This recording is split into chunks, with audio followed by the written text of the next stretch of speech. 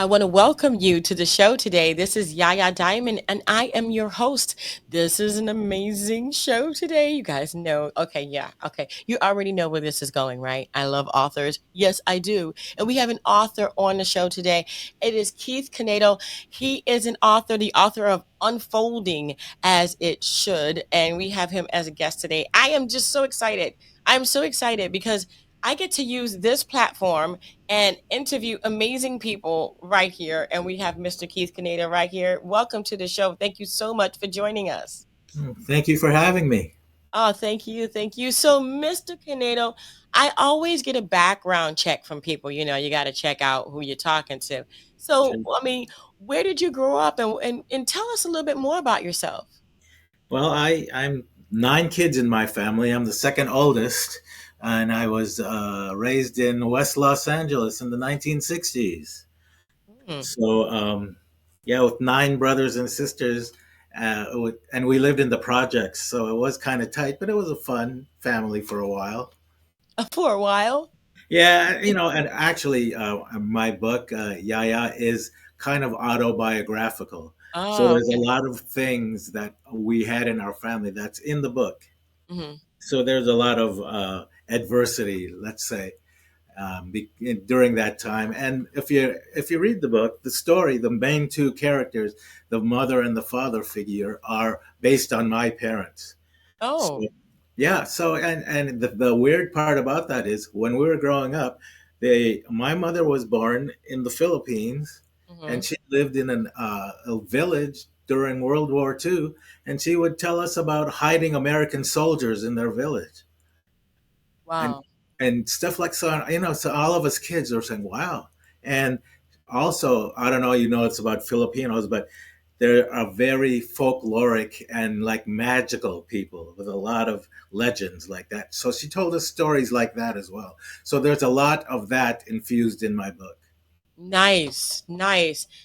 I absolutely love folklore and magical things. I guess that's that little Filipino that's in me because I do have a little Filipino in me, and it's Ah, amazing to and see. I felt that about you. Yeah, I do. I have a little bit of everything in me, really. I'm the United Nations. Excellent. But oh my gosh, that is so But yeah, cool. and so I started writing like in junior high Yeah. school, but with a family and with the struggles of our family, there was always a higher family priority. So I had to stop writing, but I Hmm. promised myself that I'd get back to it someday, and I actually did, but it just took 42 years later. Wow. And that's when I Wow. wrote this book. And right now, so I am writing books right now. I've got another historical fiction novel that I'm working on right now. That is so But cool. I'm also a children's book author, and I've Mm. got one out right now, and I'm working on one that's just about to be published. So you can see from all that time ago, now I'm writing and a full time writer. So it's Yeah. yeah, it's kind of like it finally happened for me. That is so cool. A lot of people don't have the patience to wait. I think that what you've done is amazing. And so tell me about this book. I mean, I hear, have you seen Green? Have you seen Green? That's my first children's book, right? Ah, And it's about a little boy named Jacob, and he goes outside and he looks at the rainbow, and he's seeing that the color green is missing from the rainbow, and that kind of confuses him. So he goes to his friends, the frog and the grass and the trees and the fish, and asks them, "Have you seen green?" And they say it's fading away. mm, And so he's very dejected about it because the rainbow spirits actually ask him to find the green. So he's walking along the shore and he's saying, "Doesn't anybody care about green anymore?" And he sees this little bird washed up on the shore that's all covered in oil. So he picks it up, and the little bird says, "Yeah, you've seen green before. You just haven't seen them when they were clean." So he thinks about his fish and the grass and the trees, and he's the little bird says, green colors fade and we don't take care of the earth. Oh. And so he's thinking, oh, so that's how I can find green. Exactly. So he gets all his friends to start cleaning, picking up litter, cleaning, recycling, doing all this stuff. Pretty soon, all the kids around the world are doing that, and pretty soon, all the green starts coming back to the earth. Mm. All the kids around the world are so happy that they get to participate in this. And then, whenever they look at a rainbow and they see the color green starting to fade, they know, we gotta get back up and start cleaning the earth again. Mm. Mm. Wow. Well, we need to be doing that. We need to be doing that. Wow. Wow. But That's yeah, so that's a great story. A lot of people really like that story. I like that story. I really do. I think that's got a lot of symbolism in it. A lot of realism. Like, yeah, we all need to get up and start cleaning this earth, definitely. And Well, what it gives an opportunity for kids and their parents to talk about this, because definitely. the kids are the next generation that's going to take care of the earth. So they Mhm. have to get on it while they're pretty young. Oh yeah. Oh yeah. And you got what kind of dinosaur is this? Yeah, Is what that what kind of dinosaur is that? That's is Jacob that? again. He's going into the hospital for an operation, a heart operation, actually. And this book is based trying to help kids in the hospital. So Mhm. what happens is, wherever he goes, he brings his toy dinosaurs with him. And when he's starting to dream, he realizes that his toy dinosaurs are gone. He doesn't know where they are. So while he's dreaming, he's running through the hospital looking for his Brontosaurus and his Stegosaurus and all his toy dinosaurs. And then he kind of looks, there are other dinosaurs chasing them, dinosaurs that he doesn't even know what kind of dinosaurs they are, but he's heard their names. So he heard the name in the hospital of bronchitis, and he thinks a bronchitis is a dinosaur. Oh, He hears hepatitis, and he thinks a hepatitis is a dinosaur. He hears all these oh no. medical terms, and they're all chasing after him and his dinosaurs.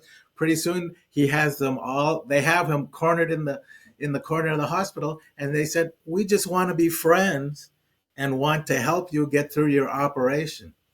Mm. So it helps kids not be afraid of the unknown, and to kind of help each other like that. And so that's what that book is about, and that's going to be published pretty soon. Awesome. Awesome. We're going to take a short break and we'll be right back. Mr. Canedo, you're going to have to tell us about your historical fiction novels later. Give us one moment. We'll be right back. Don't you go anywhere. Don't forget to follow us on YouTube and Instagram. Thank you for watching. Mr. Canedo, may I tell you? Okay, so you have historical fiction novels. Tell me about this.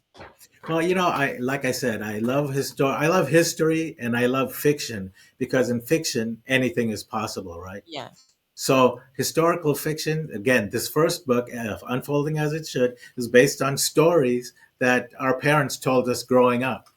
And Mhm. it's also based on the backdrop of World War II, but it also describes the physical and mental abuse that was brought upon us as kids, Wow. the next generation. And that left a lasting impression. And it actually shows in the book the disintegration of a family. Mm. Mm. So that upbringing is a lot of people actually have that in their family history. So this book is very relatable to them. Right. So, but a good thing about this book is they find their way out of darkness, and that can be a very beautiful thing. So it's a story about family adversity, redemption, forgiveness, and ultimately love. And it's laced, like I said, with mystical folklore of the Filipino people. And the tagline is, how hardships endured as a caterpillar ultimately guides one's flight as a butterfly. Mm. So Wow. in the book, it's there. If when you read the book, you're going to see their unfolding story, but things are not always what they seem in the book. So that's what makes it a pretty mystical book. I love it. I was talking to my husband today and I told him, I said, I never grew up. I literally love like these kids movies and the kids books and the mystical this and the magical that. I think I think because imagination to me is something that just develops as you get older. It just gets better. I think so It too. just gets better. So let me ask you a question. Have Where have you traveled that has influenced your writing? Well, and can I call you Yaya? Of course, Yeah, yes. you can call me Keith. Okay. Um, I was in engineering for 40 years. That's so we when I got out of school and when I was in engineering, I wasn't writing. I had to start writing after I retired from engineering. Mm. So I actually, because of my engineering career, I got to travel all over the world. It was I did a lot of work on the North Slope of Alaska on the Aleutians. I worked a lot in Quebec, and I actually built a power plant in Siberia. Oh my gosh. And yeah, yeah, and me being a history guy, right? Right. When I took like a 4 5 hour helicopter, Russian helicopter ride to the power plant in Siberia, Oh my and we were, gosh. and so we had to land to refuel, and so everybody got out, stretched their legs, but there was like this landing strip and this little hangar there. So I actually went in and I saw all of these United States pictures of U.S. airplanes, U.S. tanks, U.S. trucks. And I said to the guy there, I said, why do you guys have all these U.S. truck pictures here? And the guy said, don't you know where you are? I said, no, I don't. And he said, during the 1942 Lend Lease Agreement from the United States and Russia, this is where we took all the United States equipment and tanks and trucks and we turned them into Russian tanks and trucks. Mm. So they were all, and I, me being a history guy, I go outside and I look around, I'm going, wow, I felt like I was at Graceland or someplace because it was so amazing to me. So yeah, that was one of the great part. And then I met a lot of people because I've lived in all these places, Mm-hmm. and um, I realized even though I couldn't speak the language, when you live in a place for a little while, you can communicate with people, and you get to Yes. see how truly wonderful they are. Even though they're very different, they're truly wonderful. But the difference is amazing. Um, I can tell you one more story. When I was in Russia, I had an interpreter, and she was a Russian school teacher for 12 years. And I had a laptop and I had a little printer with me. And she was watching me work, and I said, have you ever seen one of these? She's been working for 12 years. I've never even used one of these, she said. So I was trying to think of a way to teach her how to use the laptop, right? So I said, okay, I'll show her how to play the solitaire game. Mm-hmm. Pretty easy. So I'm showing her how to do this.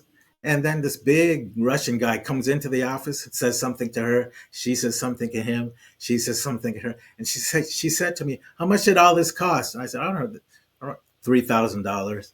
And he got really mad and he walked off. And I said, what happened? Well, why is he mad? And he said, that's more money than I will make this year. And you guys are just playing cards on it. Oh wow. So that different cultural thing, yeah, I was going, wow. So I'm thinking, I'm grateful for everything I have, but the difference in the countries, the difference in the culture, the difference in the economics, Mm-hmm. that just hit me so hard. Yeah. That's so that was kind of an interesting thing too.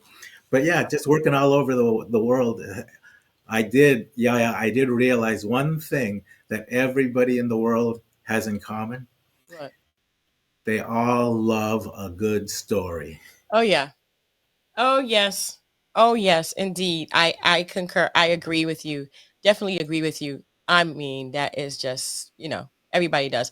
You guys, if you're looking for the website for Mr. Keith Canedo, you can go ahead. There is a QR code in the top corner up there that you can take your phone and actually go ahead and scan that. It'll take you straight to his website.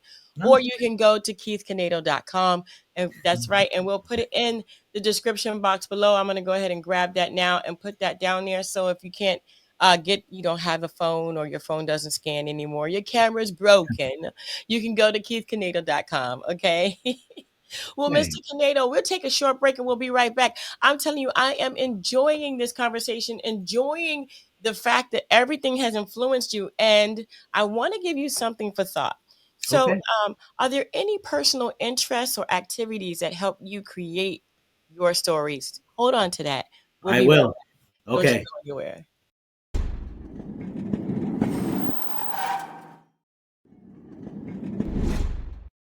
So go ahead and go. I mean, I don't know if you've ever been in a little thing like that. You could tell me if you ever. What's really big in my life, and I think it's because of the way I was raised, that I'm very into community service. Mm, So, and again, I guess one of my goals is trying to make the world smile one person at a time. mm-hmm. That's what I'm doing. So, over the past 10 years, I have been a volunteer supervisor at the Seattle Ronald McDonald House. Oh, And so, to support the families living there, the children, the caregivers, and making it their lives easier so the parents can actually focus on their healing their child.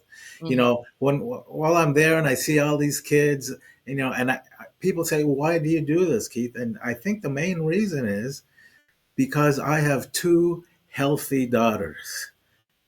And a lot of these kids that are here, they're wonderful kids, but they have so many struggles.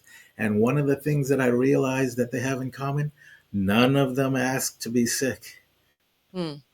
So I love doing that. And I also, like I said, I was performing live music at the Seattle's Fred Hutch Cancer Center for all of the students, all of the patients and the people, the staff working there. And yeah, you know this, but even with music from the 60s, 70s, 80s, it acts like a time machine because I've got these people waiting for their test results about leukemia and all this stuff, but when they hear me play Time in a Bottle, or if they hear me play Stand By Me, I could see them smiling Oh yeah.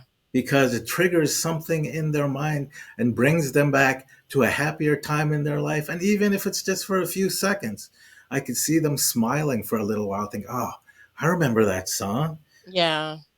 Yeah. So that's another magical thing. Music is magical Oh, too.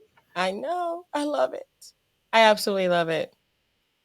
But Wow. yeah, Wow. so those two things that, like I said, is very, very important to me. And I try to practice gratitude. And I tell my two daughters what our family motto is. We live our blood type because we're all B positive. Hey. I love it. Oh man. Yes. Yes. Wow. But Well, yeah, so a lot of that. So I hear the stories from these families, and they yeah. inspire me to write stories like that as well. That's what actually started me writing children's books. I mean, I was gonna say, so was that the reason why you started writing children's books? Because Yes. it's like family. It's like okay, so family to me is so very important. And just moving forward, what is your goal? Because I know family is part of it, but is it a part of your future as well? Yes, well, you got my two daughters are adult daughters now, but we spend a lot of time together. But my ultimate goal, now that I'm retired from engineering, is to be a writer. I've got, if you look on my website, you can see all of the books that I'm into right now, that I'm working on right now. And I love hearing uh, reviews or getting feedback from my stories, and so that's what I wanted to do. Like I said, back in junior high, I wanted to be a writer. Couldn't do it. Had to wait 42 years. I'm here now, and right now, you said that's very fulfilling to me. I did have to wait a long time, but here I am. That's it. That's it. And Well, then wow. another thing is, I'd love my novels to be transformed into feature films. I was So, gonna say that. I was gonna say that because I am a buff for these films and the magical things and the imagination and everything going into it and the children. I would be the first one there. I yay, would be. excellent. All You know, right. I would be. I think that would be beautiful. I think that it would be a hit. Well, I hope so. People are telling me that. So we're trying. And actually, my oldest daughter got her master's in screenwriting from Loyola Marymount University in Southern California. So she's really helping with the screenwriting as well. So I'm Mm. pretty lucky at that point Oh yeah, because being a novelist and being a screenwriter, they're both writers, but they're very, very very different. different. Oh Oh yeah. man. Yeah, I'm realizing that. Oh yeah. Oh yeah. Well, I want to thank you so much for being here, talking about your book, and just being, so I mean, forthcoming and open about everything. Man, where can I mean? Okay, so what's the name of the book? Because I know I said it in the beginning, and I know we kind of got out of it because you got the children's books, you got everything else, but it's unfolding as it should, right? That is correct. Mhm. Yep, yep, yep. Wow. And where can people get that? They can get it Barnes and Noble, Amazon. It's all over the web. So you can and you can Google my name, and you can see all the books that I've written, and you can buy them from there as well. Awesome. Awesome. Well, we're going to go ahead and put the link in the description, but also there is a QR code on the top up there, and it's right up there in the corner over by Mr. Canedo. And also we have the website is keithcanedo.com. That's Keith Canedo, CANEDO.com. And we'll have that also in the link in the description box below. The link will be down there as well. Mr. Canedo, thank you so much for joining us. It's just been such a pleasure having you. You have to come back when you get your new book. I will, and it's been a pleasure meeting you and talking with you as well. Oh, the pleasure is mine. And thank you guys so much for tuning in. We love you out there. Please go ahead and check out those books for yourself. You just never know. You might just want to go ahead and get one for your kids or for yourself, like me. You know what I mean? Thank you guys again so much for tuning in. Don't forget to dare to be different. And until next time, guys, bye.